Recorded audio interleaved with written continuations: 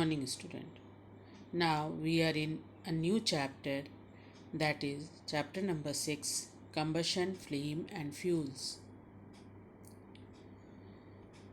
First, in this chapter, we have to go through this activity. It is a burn test. You have to collect some materials like borosilicate glass, matchsticks, stones, straw paper, and iron nails. Then, under the supervision of your teacher or any elder, you have to burn each material for not more than a few seconds, one by one, and then record the observation. What you will see when you burn it, that means does it burn? And second column, what was produced on burning? Heat or light or sound or all three. So we can see or we can say that borosil glass, first one, the borosil glass will not burn. Matchstick burn and it produce heat and light. Stone does not burn. Straw burn with heat and light. Paper also burn by giving heat and light. And iron nails, it does not burn. So, by this activity, we observe that some material burns, some does not burn, some on burning produce heat, light, some also produce at the same time sound also. We can see in the case of crackers. So, what is combustion? Combustion is the burning of a substance in the presence of air or oxygen to give off heat and light. That means the burning is known as combustion. Again, few examples are given here. Have you observed that to cook food we use a cooking gas?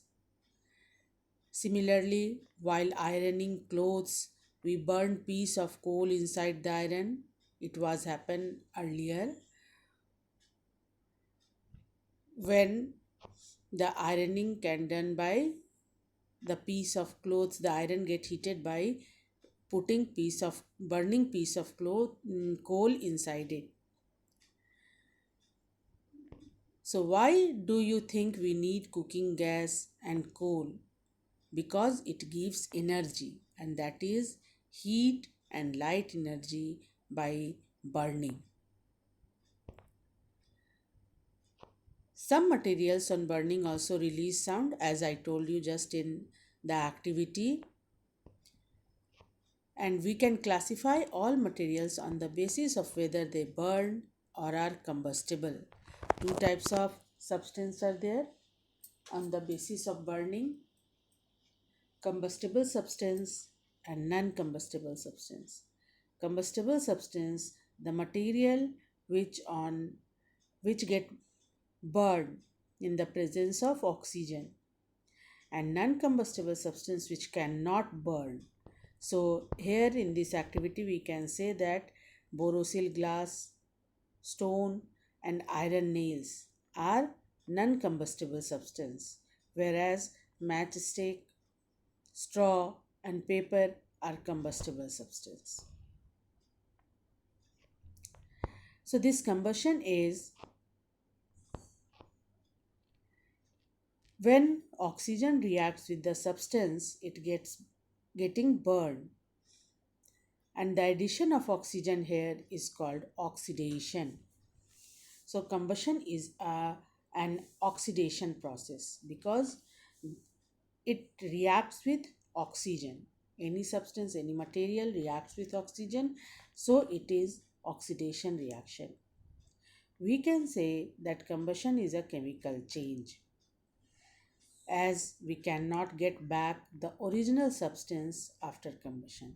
So it is a chemical change.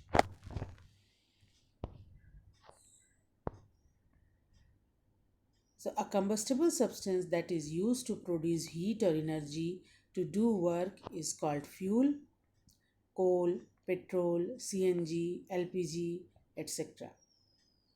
Substances like some metals, glass, etc. do not burn and they are called non-combustible substances. Now, condition required for combustion. Three conditions must be there. First is the presence of combustible substance. Second, presence of air or oxygen.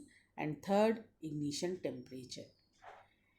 First point, the combustible substance. If the combustible substance is there, then only burning will take place.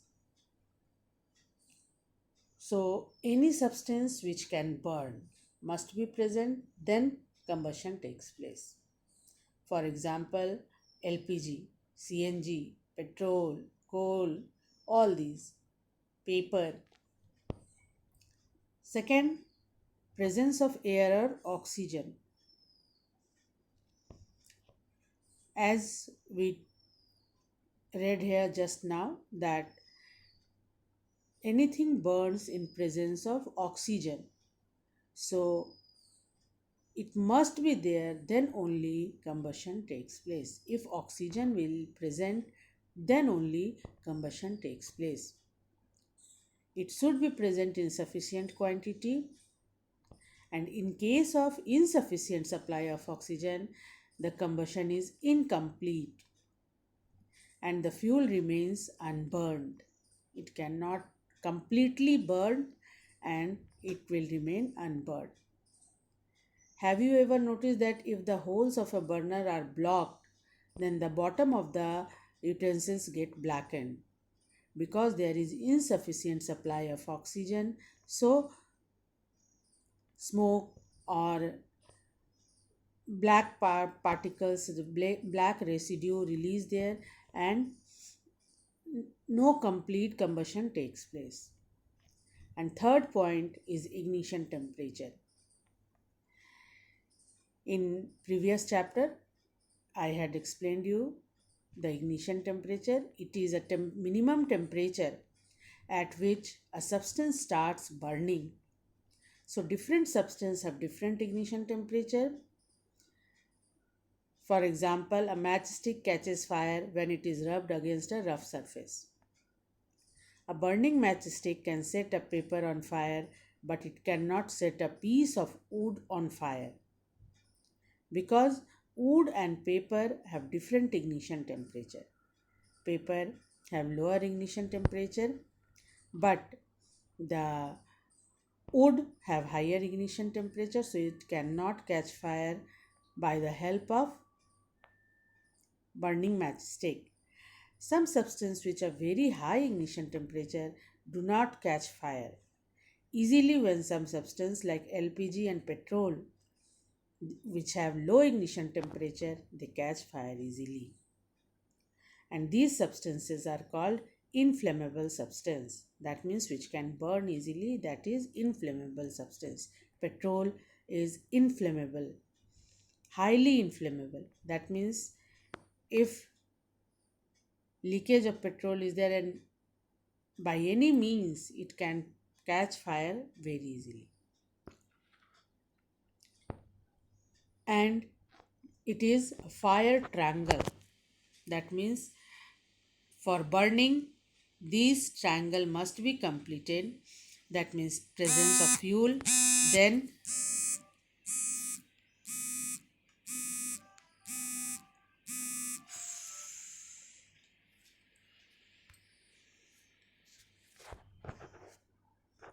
presence of fuel, oxygen, presence of oxygen, and ignition temperature. So these three must be there. It is a fire triangle.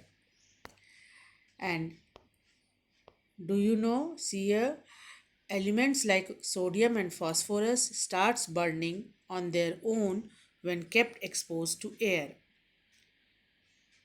Already you have read in the chapter metal and non-metal that sodium and phosphorus, the ignition temperature is very very low. That means it is below room temperature.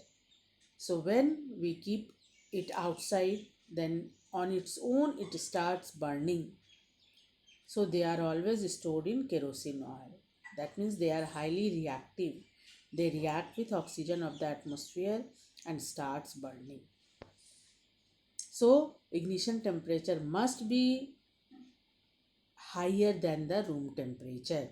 Otherwise it will start burning on its own. So these are few points about combustion, the three substance which must be present there, the three condition must be required for combustion: combustible substance, presence of air or oxygen, and ignition temperature.